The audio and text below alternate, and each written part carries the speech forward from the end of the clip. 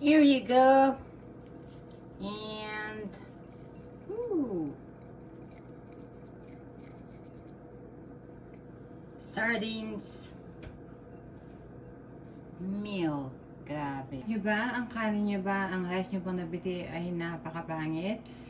So, ganito po ang gagawin natin para maremedyo natin yung inyong. Po yan, hindi po yan, tanggalin natin ang rice cooker. Ayan po. Wala po akong ibang ito lang. Kung ano po ang kawaling ginagamit nyo pagluluto ng pagsasaing, yun ang gamitin nyo. So, ito po, at nilinis ko na po yung rice, 3 pong cups na to. Ito po ang ginamit kong pang cups. Ayan.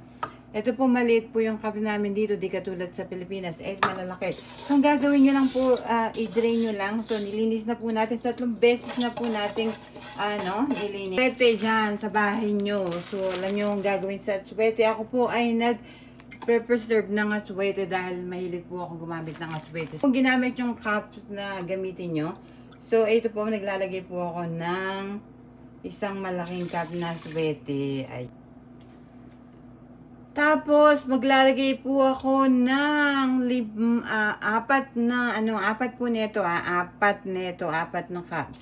Kita po na, yan, ganyan po, yan. Ito po ang ating chicken bouillon, isa pong kutset niya. This is po Goya, Mexican, po to.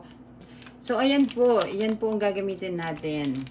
Pwede nyo pong, kung wala po kayo nito, gumamit po kayo ng magic syrup or something like that. Or betchin.